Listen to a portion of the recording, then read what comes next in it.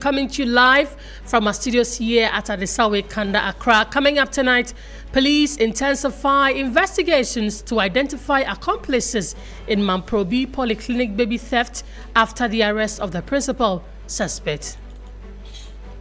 In police custody, whilst arrangements are underway to place the baby under hospital care for safekeeping, further investigations, and medical attention.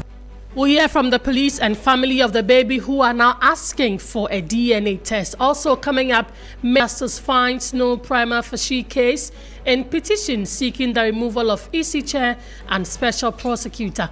Later in the bulletin, we tell you why the new Patriotic Party has begun grassroots reorganization after presidential primary. Tonight, we take a closer look at the party's bottom-up approach to restructuring. Details of these and more in the next 60 minutes. Let's now have the summaries. Nura Mohammed is here. Nura, talk to us.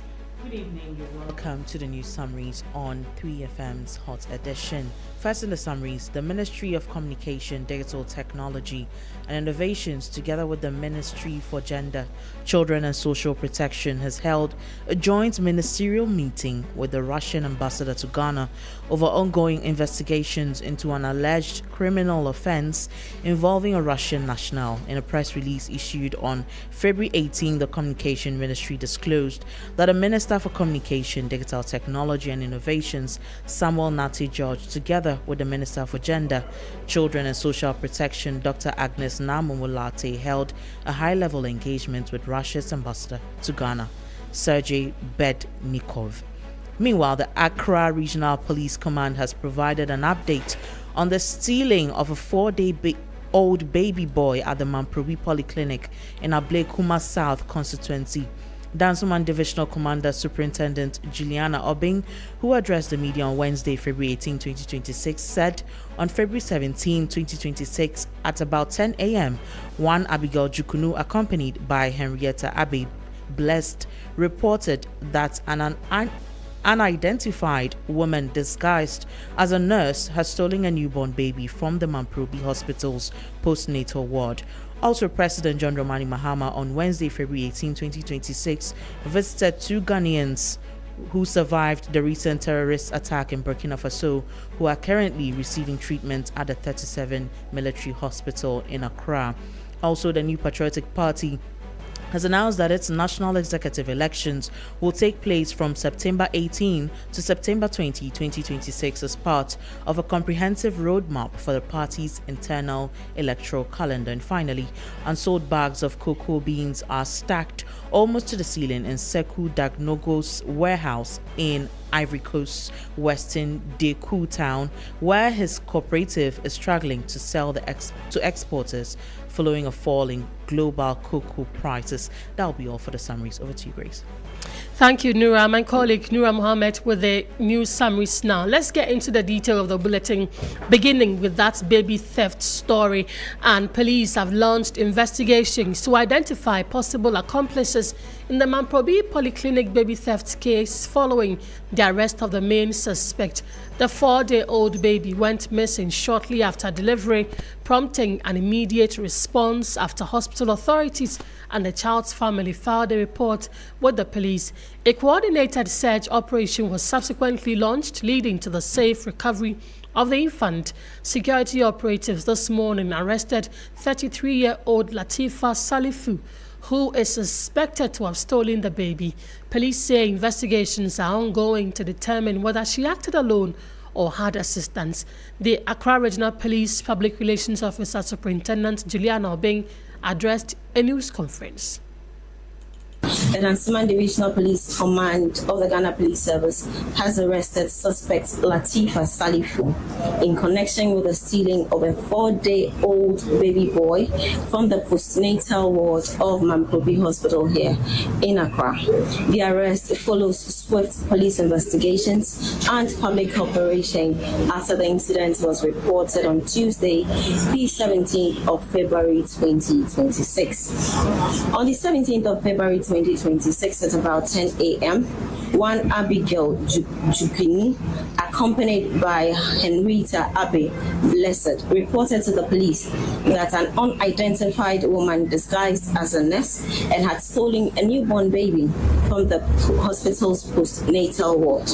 The baby's mother, Precious Ankoma, informed the police that she delivered the baby boy on the 14th of February 2026. She stated that a woman dressed in a nurse's peach-colored uniform took the baby under the pretext of administering medication and disappeared thereafter.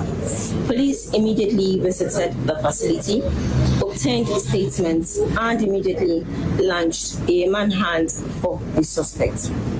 This afternoon, it is refreshing to know that today, at about 3:40 this morning, the police arrested suspect Latifa Salifu, who is 33 years of age and is a cloth seller here in Accra, at the premises of Kolebu Teaching Hospital, where she was found with a baby suspected to have been the missing child. Suspect claimed that she had delivered at the hospital and was discharged due to lack of beds. However, police investigations at the hospital revealed there was no records to support her claim.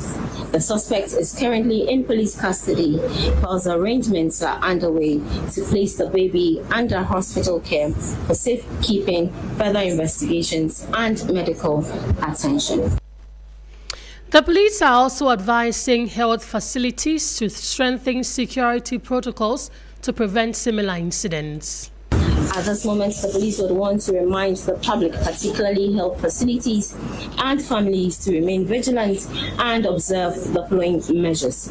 We expect that for hospitals and health facilities, we enforce strict identification protocols for staff and for visitors, ensure babies are released only after proper verification, install and monitor CCTV systems in maternity wards and other wards, including entrances. We also expect that we maintain visitors' logs and restrict access to postnatal wards. Report suspicious persons or activities immediately. You have been speaking to Superintendent Juliana Obeng. He is the Accra Regional Police Public Relations Officer. Meanwhile, the Minister for Gender, Children and Social Protection, Agnes Namumulate, has assured the public of heightened security measures at the facility to prevent a recurrence. She also expressed concern about the negative impact of the incident on the image of the health center. But for the purposes of those who just joined us, we've had some briefing, we've exchanged, notes on what happened. And then the most important thing is that we are going to support the polyclinic or the health facility to redeem its image, because I was speaking and somebody attested, not just what I was saying, attested to the fact that this is a very good hospital. She was born here, and she knows that the care for mothers and children here is one that is the best in the country. And so we need the media to support this health facility to redeem that image. And then we are also going to work with the Ministry of Health to ensure that the systems and structures we have in place is secured enough for patients and health workers as well. And so, as the commander has said, there's going to be police presence to prevent any community attack on health workers. We are trying to speak with them, but when tempers are high, you have one or two people who will not understand. But the good thing is that the larger community members have gone back, having seen the mother and having seen the baby. That was Minister for Gender, Children and Social Protection, Agnes Namumulate. Although the child's family says it is relieved following the baby's recovery, the infant's uncle is demanding a DNA test to confirm the child's identity. No, you are thinking about the noise here. So tell me, what are your concerns? You want to see me, as at this moment, the baby is ours, but still I want a DNA test. Yeah, to confirm what they are giving it is not another man's child. Yeah. So who are you? Me, I am the elder brother to the husband. So a DNA test, so you are not really sure about it? Yeah. because we will do all those things. But now I'm not assured of what is going on. So we need to conduct a DNA test that proves that the kid is ours. Do you understand? You can't just go and bring any kid at all and tell us, this is it, we find him, take him, go home. What if in the next 10 years we want to travel with a kid and things are not matching? So we need to consult a DNA test. That's it. Uncle of the baby that was stolen and has been retrieved and reunited with the family at the Mamprobi Polyclinic. My colleague George Quaining throughout the day has been moving from the hospital to the family house and everywhere that is concerned when it comes to the story. George, it's been a busy day for you. Actually, it's certainly a busy day. And Grace, if you actually engaged a resident, they would tell you that they couldn't sleep. You know, they actually saw the baby 24 hours later. The baby is gone missing. They couldn't sleep. It was sleepless night for them. So it was good news that the baby was retrieved and reunited with the mother. Yeah. So, if from your interaction with the family and the hospital and then the residents around, how did the suspect get access to the baby? Okay, so the baby was born on Saturday, Valentine's Day. And then the mother actually underwent CS, cesarean section. And so she was supposed to be discharged. That was yesterday. And that was when the lady, took the baby away. And she disguised herself as a nurse. So she was there for 3 days.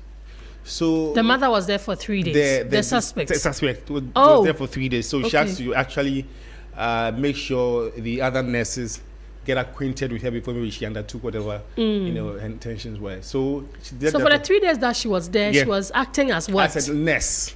And like the other nurses couldn't make her out that she's not part of them. So sometimes you can't really know all the, I think that was one thing that family thought was a shortfall. They should have actually identified all of them. So like, this is a stranger who was supposed they couldn't really do that. So on that day, she asked the mother to give the baby to her because she's going to give injection. And the more, as a, she's been there, she's seen her for the past 3 days. She's been there, so she do what you're supposed to. So she had to build trust between her and the mother. Yeah, then she earned the trust of the end. So she took the baby away. 30 minutes later, the woman baby was wasn't coming. Where's my son? And then she had to inquire and then realize that Charlie. Wow. All of them couldn't make her out. Exactly the case. And so it's actually poses that question whether security at the place is tight. But if it was not to be a CCTV footage, that would have been it. Grace. Well, so there was commotion also at the polyclinic at a point in time. What really happened? What so that triggered was the latter part where one of the residents wanted to enter the premises. The minister was even there. The Ododo MP was also there. So he wanted to enter, and then the security man, who's called Andrew, tried to resist him.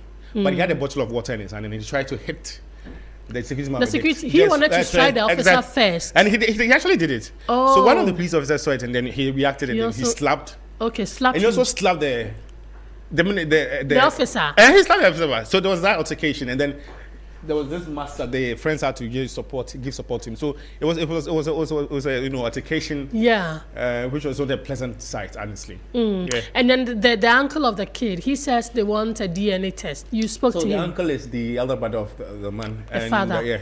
So yeah, it's good news. They've seen their nephew, but.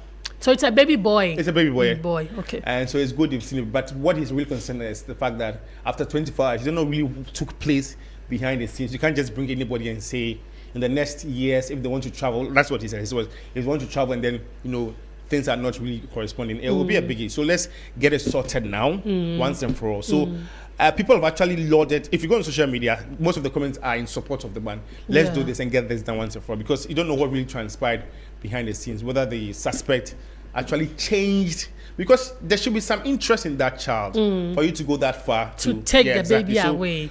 What were intentions? So do we know anything about the suspect, where she lived, what she did in the community? So the good news is when she was leaving, they are loading taxis in front of the hospital. Yeah. So she actually hired one of the services of the taxi driver. So it was a driver who took them to where he dropped her off, which is in Sukura. So from there, not the Kolebu hospital. No, I told the Sukura. So I think Sukura is close to Kolebu. Yeah, so Sukura. So from there, they had to use the CCTV footage to ask, this one, and then it was easier to identify her. So that's it. That's what really happened, yeah. Right. So when you listen to we know the baby has been found and calm, it's supposed to return to the hospital. And when you listen to the resident, does it look like they might stay away from going to the polyclinic? Going forward, what would their demeanor be like? The ministers are short of high security. Because when I was leaving, they were accounting about 15 police officers. Okay. And some of them were high-ranking personnel. So even if you have any intention to foment trouble, the presence will deter you. The place has been locked, and so now people coming in will be scrutinized entirely. So they will not allow anyone to enter. So if you have any intentions, they will foil it. Yeah. I'm telling you. All right. George, thank you for this update. George Craney, my colleague, he's been following the baby theft story since morning, bringing us up to speed on what he's discovered or gathered so far. So let me take you through some of the cases that have happened when it comes to baby theft, baby thief stories, since this year up until probably 2019. I mean, we've been speaking about this one, a newborn 4-day-old baby reportedly taken from the postnatal ward by a woman disguised as a nurse.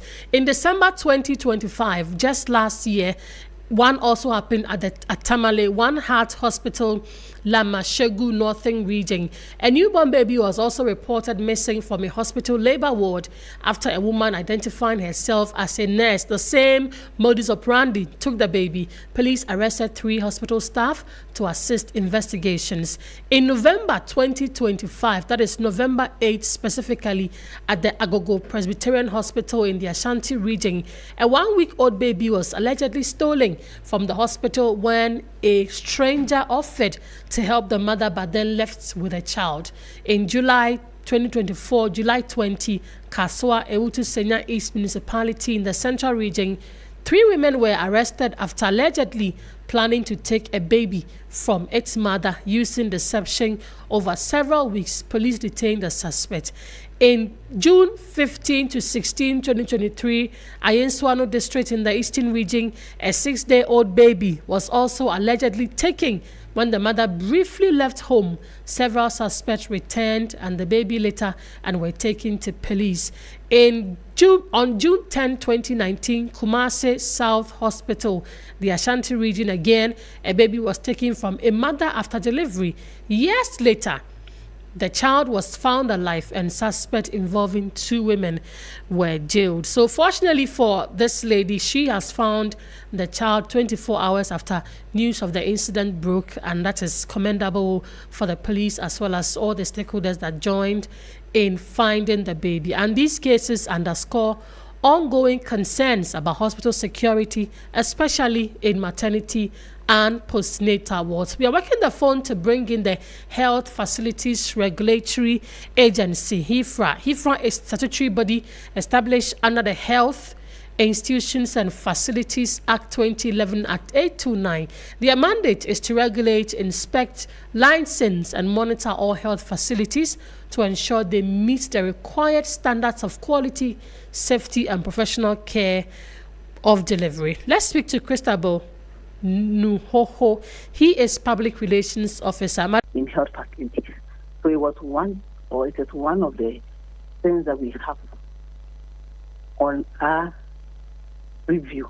So yes, when it comes to tools, it's one of the things that we are going to review because it's become a source of worry for the agency. Right. From the social media videos that we saw, there were complaints that the CCTV cameras and other security apparatus in the hospital were not working. You just told us that HIFRA is looking at reviewing the security tools and others in hospitals. What specifically are you adding to heighten or to improve on security? Okay, so having a CCTV camera at every point in every health facility is actually part of the requirement. So it comes as a surprise that there will be a CCTV camera at the facility, but it's not working. So I think one of the things that we would have to do is increase our periodical checks. Because we go and then we see the CCTV camera is all right. But we would have to maybe increase the periodical checks to ensure that maybe we could go there every 3 months instead of we going there every year. Just to ensure that, because and we would have to now go there unannounced, because I think what we're doing now is we actually inform them that we are coming. When it happens like that, I think we're going to put things in place. So one of the things, or 2 of the things we would want to put in place is 1, go there unannounced, and then 2, increase the timing. Yes, instead of going there every year, we may have to do it maybe every 3 months or every 4 months, quarterly. So, HIFRA, you take your mandates from Act 2011, Act 829. Specifically, it lists some minimum security standards that health facilities must follow, especially maternity and postnatal wards. Talk to us about these minimum standards, security standards. Okay, so for every facility, we have clear standards that they would have to meet. So we have tools. We call them tools that we actually measure these facilities by. So for a maternity, one of the requirements, and this is not just for a maternity, okay, this is the standard for every health facility. One of the things you have to have in place is that we say there should be a security. So there should be a security, and not just one security. And when we come, we want to you should have a logbook for all the security personnel. And for your security personnel, we would want to have 3, so they should run shifts. We inspect their logbook to ensure that, yes, your security personnel are available and then they run shifts. We also have a session where you're supposed to train them. So we look at how often you train your security. Then you're supposed to have a CCTV camera at every exit of the facility. So that is also one thing that we look at when it comes to security. And this, and among other things, depending on the kind of facility that we are visiting here.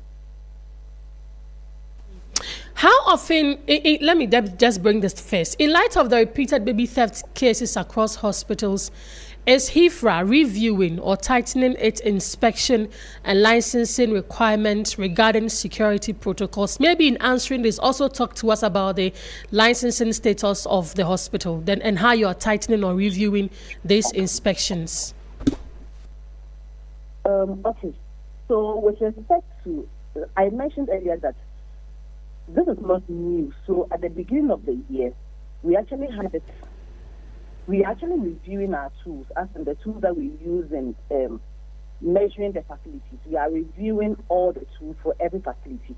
And the tools that we use in measuring health maternity wards is one of the things that we are reviewing, because we realize that this babies disappearing from facilities has become a bit rampant these days. So we would want to review that aspect in terms of security. Yeah. So we already have that on our review schedules when it comes to HEFA. So it's already there. It's something we are looking at. Okay, it's something we are already looking at. So, yes, it's something we are already looking at. I'm sure somewhere by close of February or March, right, the tools have been complete, and they will take a board approval. Once the board approves, then those will be the new tools that will be used. The new standards that the hospitals must comply to. Say again. Right, so if the board approves the new one, that will be the new standards that the hospitals must comply with. Yes. Okay, so you just mentioned that you've been doing some sort of yearly checks on these hospitals, and now you want to increase it to maybe more often, or maybe once every 3 months or once every month. What sanctions apply to the facilities that are found to have serious security lapses, like in the case of this hospital? So when we go to any facility, most often the facilities that we visit to carry out monitoring exercise are facilities that are already licensed by HEFA. So if the facility is licensed, what it means is that you have met the standard. So we come for monitoring to ensure that you are still adhering to the standards that you had based on which we gave you that license. So when we come to the facility and we realize that you are operating below standard, we do 2 things. Depending on the level of infraction, we either ensure that you put things back in place, or we would lock the place down, ensure that you actually put things in place, and then you come for re-inspection. After the re-inspection, if you have actually done what you are supposed to do, then we shall renew your license. And it's not for free. Okay. If we revoke your license, you would have to pay, you would be fined for it. So in this case, is it going to be just a fine for the hospital, or what happens to the polyclinic? It depends on the infraction. Okay.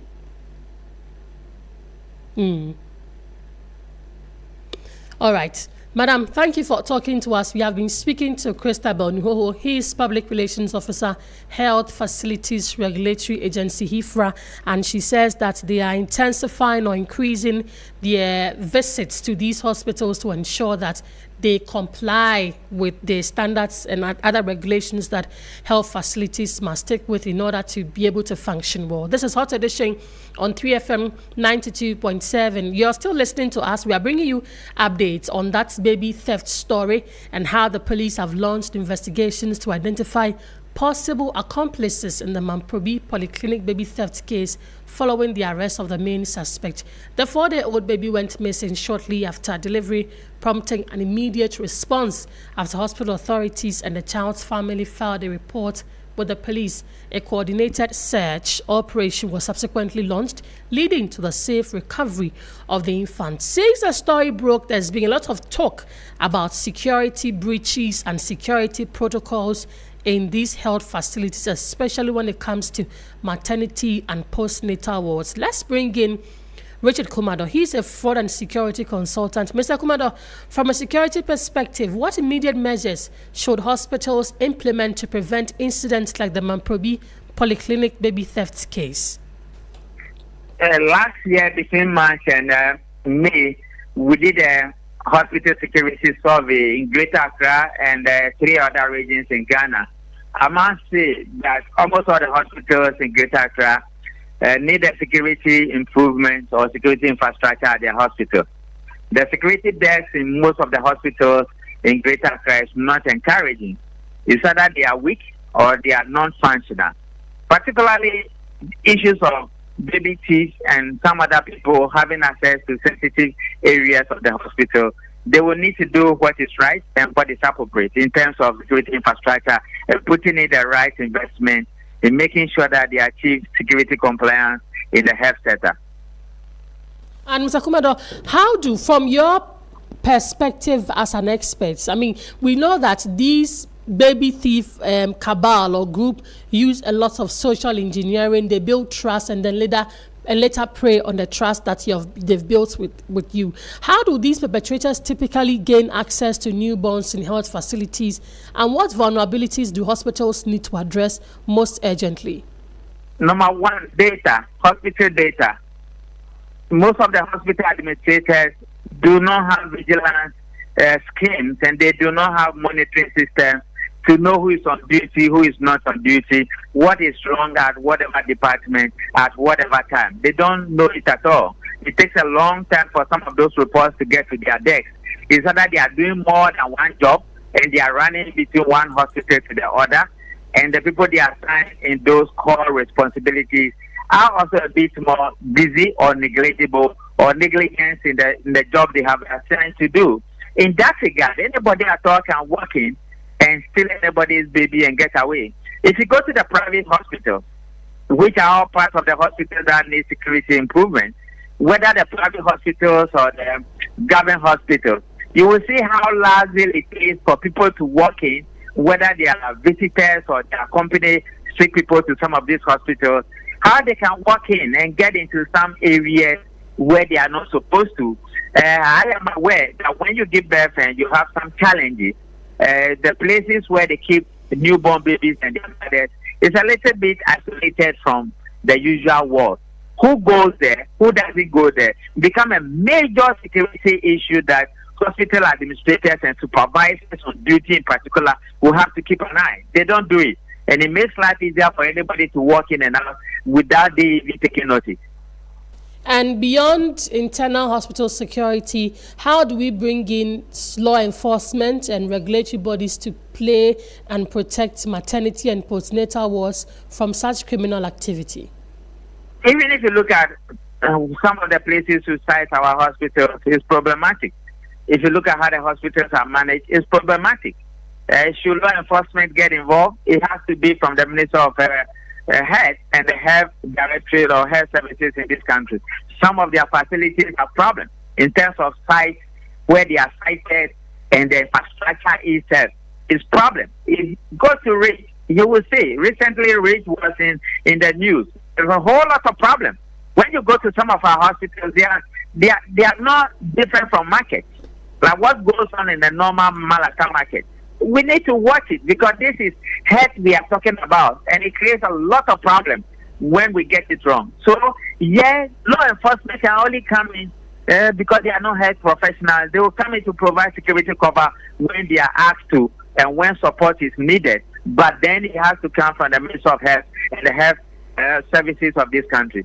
Mr. Kumado, thank you for bringing us your thoughts on this conversation. Richard Kumado is a fraud and security consultant. This is Hot Edition on 3FM 92.7. You can share your experience with us on these issues and what you think we should be doing as a nation going forward to protect mothers and also their babies. It's not easy going through the whole 9-month period of pregnancy, go through a cesarean section or SVD, and then you have somebody coming to take your baby away from you. Let us know what you think about this story. But moving away, there have been mixed reactions about the decision of the Chief Justice determining that petitions seeking the removal of the chairperson of the Electoral Commission, Jane Mensah, her 2 deputies and the Special Prosecutor, Kisi Ejabeng, do not establish a prima facie case to warrant further action.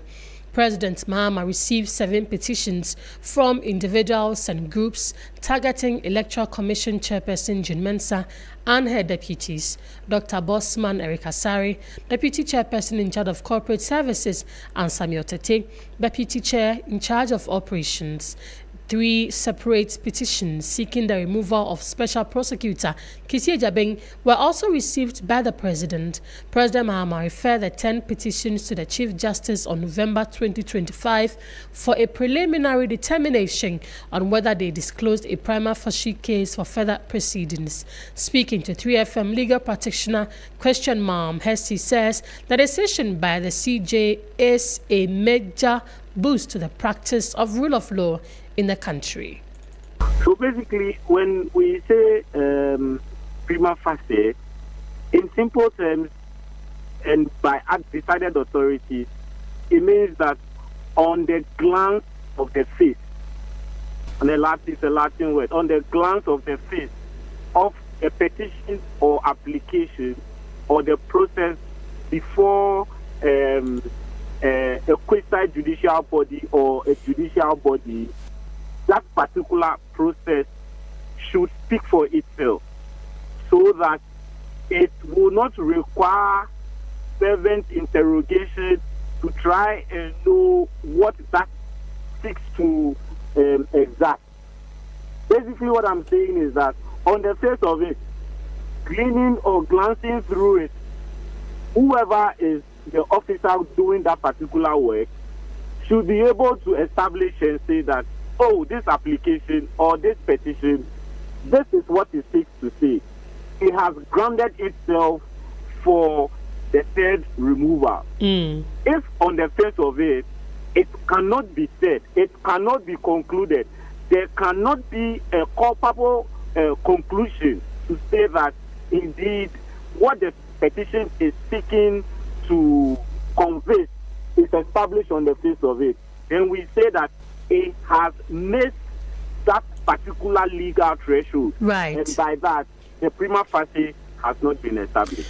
I mean, it doesn't close it. If they believe that there is some other act or action or omission that the third person might have done, they are at liberty in law to petition. So, but as far as this particular one is concerned, the matter is exhausted. Private legal practitioner Christian Malm, Hesse there. Let's bring in private legal practitioner Martin Asiedu-Dartey. Counsel, thank you for your time tonight. What is your assessment of the CJ's determination that no prima facie case exists against the EC chair, deputies, and the special prosecutor? Well, so we can only presume from the dismissal that they didn't meet the various thresholds. So for the EC chair and deputies, that's Article 146. And for the special prosecutor, that is Section 15 of Act 959. That's the Office of Special Prosecutor Act. Yes. So it means that we can only presume that they didn't meet the threshold. If they did. But unfortunately, we are not in a good position to see whether they really did or they didn't, because we have not seen the, those petitions. The petitions. So, Council, I was going to ask you that. What do these petitions have to contain in order to meet the threshold, if it is okay to ask? Okay, yes. So, you're talking about. So let's take the EC chair. There are different kettles of fish. So let's say the EC one, you have to show under Article 146 incompetence, misconduct, and then so any. It doesn't have to be all. Then you're also talking about ill health, okay, infirmity of mind and body.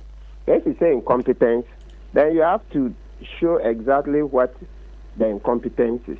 So that if, let's say, maybe, I'm just saying maybe, we don't know what's in there. If you're saying, certain things were done, but they were not done according to the procedure that have to be done. I'm just giving an example, assuming maybe to open a register, these are the prerequisites, but these prerequisites were not met, and you have cogent evidence to show that, then it means once they didn't follow the procedure, then they didn't do the work well. If you say misconduct, then what is that bad thing that has been done? So that one to show. A lot of misconduct also amount to, apart from breaching rules, it can also be bad things like maybe being corrupt, etc. So there are different matters. And then if you say the person is not well, infirmity of mind and body, that means you have to show with medical certificate. So the name of the game is evidence. Evidence. Yeah. Council, so that's it for the what do you call it? The threshold and whether and deputy. Yeah. And it's the same for the special prosecutor as well, except that his is on the face of it wider. If you go to section 15 of the OSP Act, they'll tell you that apart from this incompetence, the infirmity, there are also things like if you bring the name of the institution into disrepute, yes, you say it. Apart from the stated misbehavior and competence, there's also bringing the name of the institution into disrepute. Then there's also breach of the official oath, that the oath that the special prosecutor takes, and then the oath of secrecy. Maybe the special prosecutor would have leaked some secrets. All of that, you have to give evidence. So that's why we say the name of the game is evidence as much as possible. Yes. Council, so the dismissal of these petitions, what impact does it have on public confidence of these two institutions, the EC as well as the OSP? Sorry, I lost you a bit. Yes, Council, I was asking that the dismissal of these petitions, does it have any impact, or what impact can it have on the public confidence in the EC, its independence, as well as the Office of the Special Prosecutor? It's a mixed bag. It's a mixed bag because, justice emanates from the people. That's Article 125 of our Constitution. So where you have the majority of the citizens thinking that, no, this particular officer is not fit for purpose, and then an application or, let's say, a petition is dismissed, usually it doesn't sit well with the people.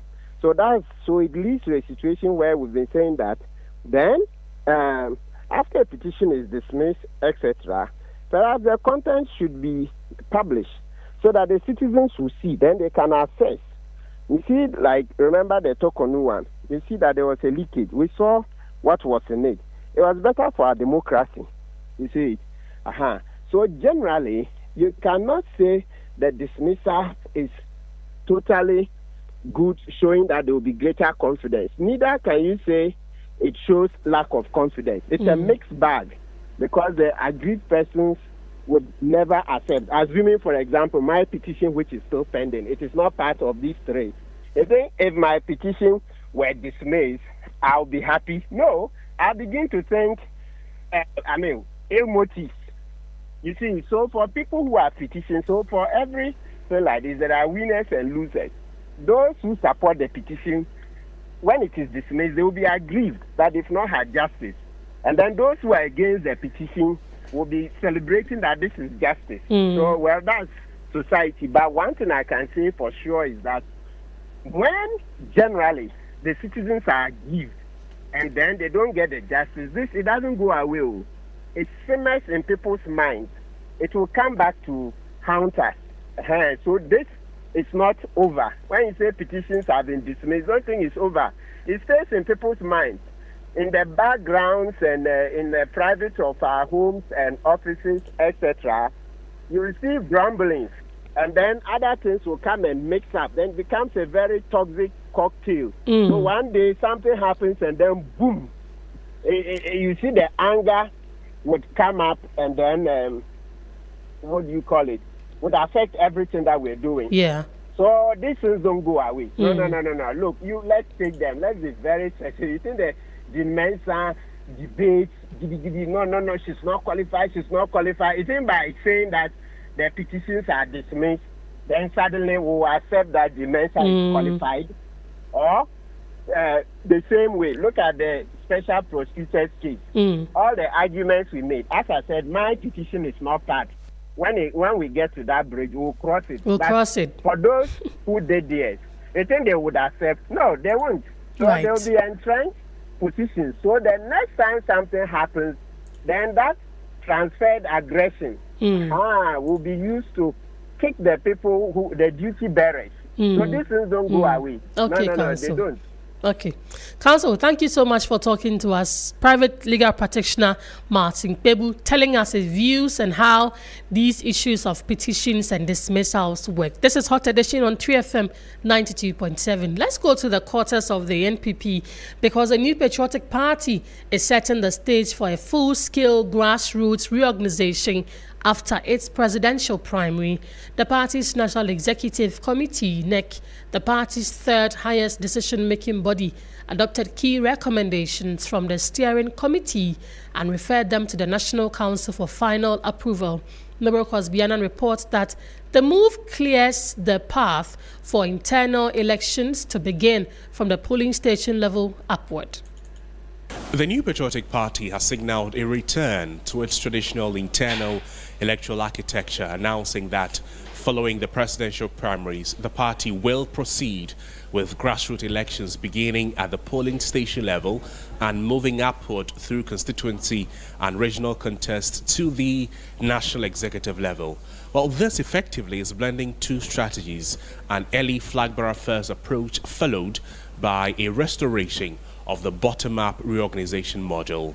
General Secretary of the party, Justin Frimpong-Kodia, speaking to the press, he announced the timelines for the elections at the various levels. The objective being to secure victory in the 2028 general elections. The elections of our polling station executives will be from 10th to 16th May 2026. Elections of our electoral area executives will be from 10th to 15th June 2026. Elections of constituency officers shall be from 11th to 12th July 2026. The elections of regional executive officers shall be from 8th to 9th August 2026. National executive elections shall be held between 18th to 20th of September 2026. He noted the party has taken the decision to extend the tenures of officers at various levels since some are bound to expire before the elections. Because of these timelines, National Council took notice of the fact that the tenure of office of some officers would expire in the course of these elections or before these elections.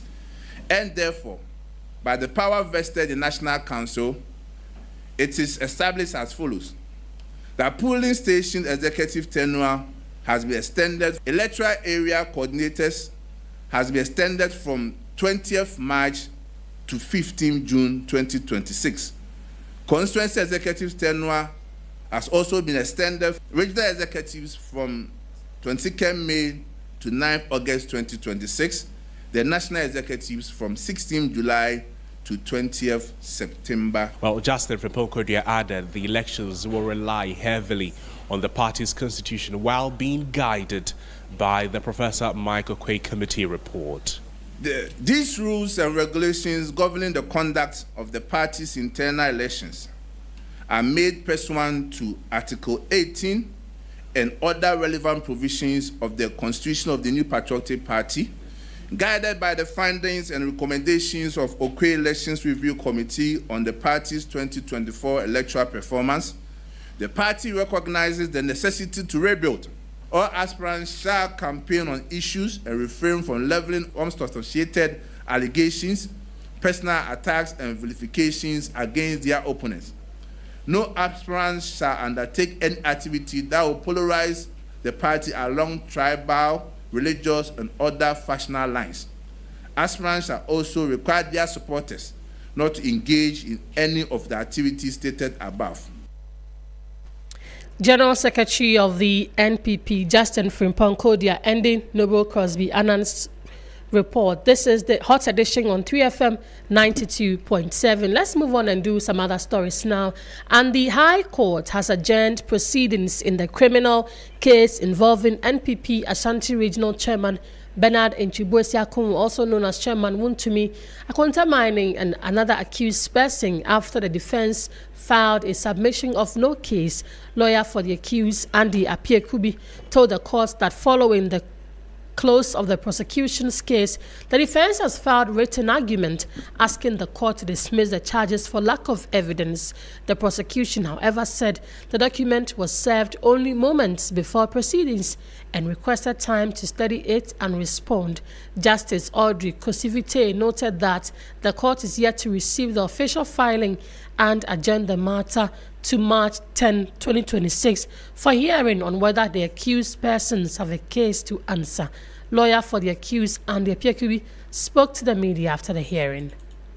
For now, the submission of no case is a public document, which we have filed. We are in the position to share with you. So you can even share soft copies of your submission so that all of you can also go through it. Let's all follow it because this is a public interest case. Let's all follow it so that we understand the ruling as it comes. If the ruling comes and we are happy, fine. If we are happy, that will not be the end of the matter. They'll challenge it if it comes. We are very hopeful that what the case we give it to the court will assist the court in coming to a judicious ruling. Andy Apiekubi is lawyer for the accused, talking to us about proceedings in court today involving NPP Ashanti Regional Chairman Bernard Enchibuesiakun, also known as Chairman Wuntumi Akonta Mining, and another accused person. This is Hot Edition on 3FM 92.7. We have business, sports coming up shortly. Stay with us.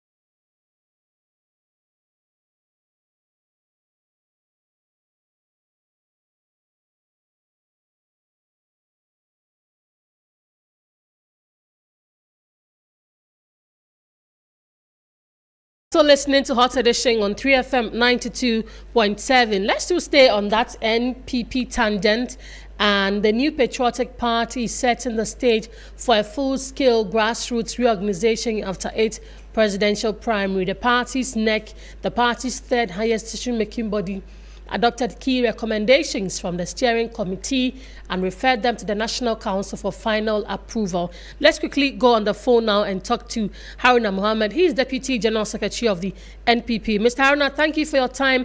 One of the criticisms the party faced from earlier was the decision to use a top-down approach when it came to flag bearer elections. But we see you have now reverted to the bottom-up process for your internal organization. What informed this decision? Good evening to your cherished listeners and followers over the social media. we have not in any day and any form used a top-down approach. Right. It is something that is being set out there. But in our party, there is nothing like bottom-up and top-down. And the party has never adopted a top-down approach. The party thought through the defeat of the 2024 general election. We set up an inquiry system headed by the Professor Michael Quay.